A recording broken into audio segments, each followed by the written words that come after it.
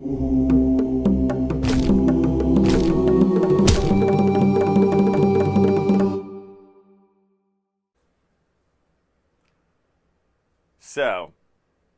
sometimes things just don't go very well in the jungle. And there was one time where I was working actually on another project. This wasn't the Belize one. This was one that was up in the northern Yucatan.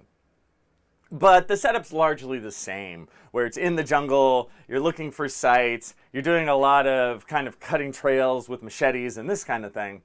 And on this day, it was just me and the project director, just the two of us, and that was actually kind of nice. And we were just, the daily job was very simple. It was just, hey, we're going to cut this trail on this line. Let's say it was, 95 degrees or something. And you just take your machete and you cut the trail. And then near the end of the day, you turn around and come home. Somewhere along the trail, you have lunch. And of course, on the way out, it's much harder. So when you turn around at the end, the way back's much easier because the trail's already cut. And that's it. And there's a real joy to doing that stuff. I really like it personally. It's one of my favorite things in archaeology. It's just a simple joy of cutting a trail through the jungle and the very simple interest and excitement of finding something for the first time. And you'll find larger pyramids, but more often like small structures, but you're kind of the first. And I really like that. And I know that the older archaeologist did too. He and I were very similar like that. So it was cool for the two of us just to kind of hang and do this for the day. I think it was a load off of his mind. He could just concentrate on the simple joys of a machete and cutting a trail, looking for some sites, and then coming back at the end of the day. So things started really well, just the two of us. And we were just kind of having small talk, using our machetes, talking about macho things, I remember talking about cars a lot. We were talking about cars and auto mechanics, having macho conversation, cutting our trail, mas macho, right? And everything was great for a couple hours, right? We're cutting the trail, talking, light conversation. There's a lot of lulls where nobody's saying much, but it's a macho day. Get your macho out. So lunchtime comes. And one of the tough things in the jungle is finding a spot to eat lunch, because everything is just plants and green and wet. And there's no place to sit. So as we're cutting, we see like this rock, like a small kind of boulder. And those are perfect. It's a perfect place to sit down. I think there were a few of them, which is kind of a rarity. It's like a nice place to sit down. But as we got up there, what I didn't realize is as I was cutting trail, I got one of those big, huge, neon green, disgusting, poisonous caterpillars on my leg. So it was on my pants, kind of midway up the upper portion of my leg, kind of right above the knee. And it was just kind of sitting there. These suckers are big, man. They're like this. They're neon green. Every animal in the jungle, including us, when you look at it, you go, don't touch that. Poisonous. It's full of spines, and there's so many sort of spines on it that they just look like hair. So it's just this big, green, disgusting, hairy, poisonous caterpillar. Huge like this. Stuck on my leg. I didn't notice.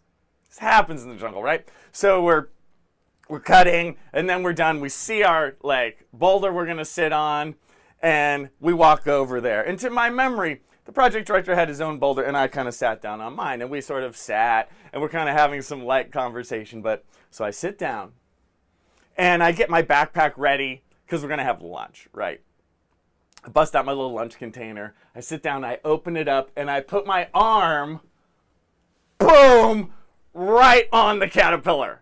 I mean 100%. I squished it on my leg. And dude, every poisonous spine went into my system through my arm. And it was blindingly painful. When I did that, my world went.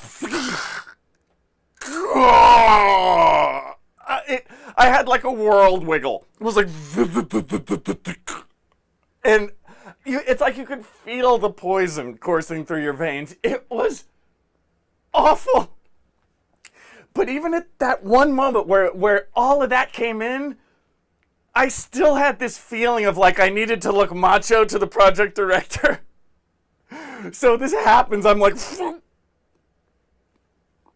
and I see him and I'm like, I think I just squished one of those caterpillars on my arm.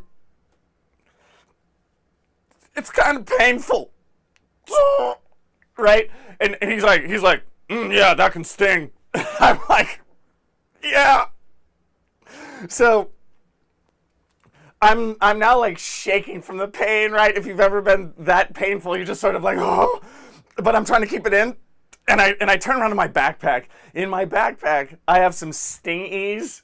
This is that little container of stuff that you're supposed to use, you know, if the mosquito bite itches too much. But I'm fumbling for it, right? I'm in my backpack and I'm like, Stingies. And I see it and I'm like shaking, trying to get the cap off. And I'm like, so I get it off and I like squirt it liberally on my arm where this squished caterpillar was. And it does nothing. I put it on and it is still just blindingly painful. And I feel kind of sick. You know, if you've ever just had that much sort of poison and pain at the same time, I just felt like just kind of woozy and bad news. So I kind of turned to the project director and I'm like, so, you think we should head back? And he's like, no, you're going to be fine. Let's go.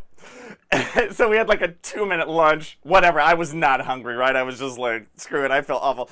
And so we continued to cut trail. And I'm trying to cut with my machete and my arm, which is just on fire. And now the caterpillar has made like a tattoo of itself on my arm. It's like this big. And I remember it. It was kind of this reddish brown thing. And it would beat with my heartbeat, you know, it was all hot. And you could see all the pinpricks. There were like multi-pinpricks. So it was this like pinpricky, reddish brown chemical burn on my arm. And it was blindingly painful and it was not getting better. But I'm trying to be cool. Still trying to talk about cars. Oh yeah, I know. Rebuilding carburetors. And I switched arms. It was so bad. I remember I'm trying to cut with my left arm, trying to machete with my left arm. Oh, it was so silly. But in my blinding pain, I did okay. It was weird. And it was so painful that the whole jungle, I was kind of having a Beatles Yellow Submarine pain jungle fest, you know, as I'm trying to do this.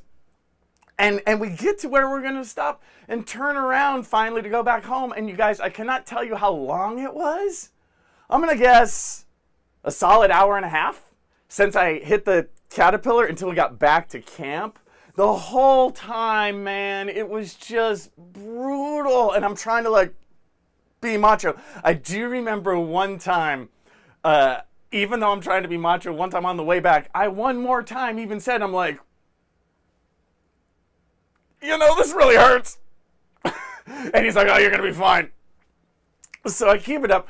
We get back to camp. We kind of part. We're like, oh, yeah, good day. Yeah, great day. Right? And I go back, and I remember I had a moment alone, which is rare on an archaeology project. I think we'd arrived earlier than some of the other crew. And I remember being in a room alone for a second. It's a rare moment. And, of course, as soon as I closed the door, good day, yeah, I was like, oh, Lord. Oh, mamas. Oh, God. Right? And I had this moment of just like, good God. And I had to like get it out. I had to be like, yeah, my God. Oh, God. Lord, that hurt. Oh, that hurt. Oh, that was bad. Right? And I do have to say, after I kind of like physically let out this like pain that I kept on the inside, I felt a little better. It was like doable. Was it still brutally painful? Hell yeah, but it was like localized. Like if you cut my arm off, the rest would be okay. You know? So ultimately, I was okay. The project director was right. You're gonna be fine.